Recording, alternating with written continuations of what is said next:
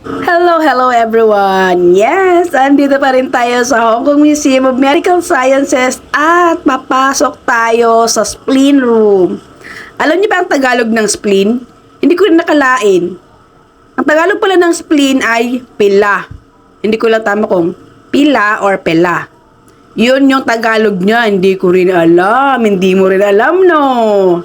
Alam niyo ba kung ano ang purpose ng spleen or anong ginagawa ng spleen? Our spleen is the one who filters our blood. They are also the one who stores the blood and destroys the old blood cells na hindi na gamit sa ating katawan. O, alam niyo na. Dito sa room na to ay pinapakita nila yung mga old style or traditional way ng pag-prepare ng gamot.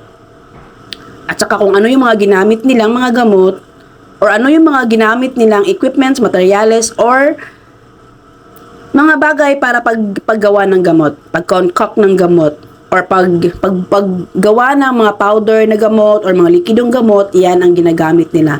Ayan yung mga old na mga equipments or materials na paggawa ng gamot. Mortar and pestle, yun talaga usually kasi dinudurog nga nila, pinapowderize nila. Kasi mas mabilis nga naman inumin kapag naka-powderize kaysa liquid kasi malalasahan mo talaga kung ano yung mapait or mapakla doon sa gamot. Ganun. Kita nyo naman, di ba? Mostly mga mortar and pestle.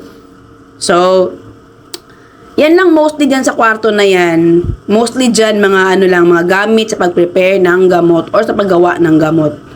Ayun o, merong kahoy na mortar and pestle at meron ding ceramics. O tara na, uwi na tayo. Bukas naman ulit. Hanggang sa muli. Paalam!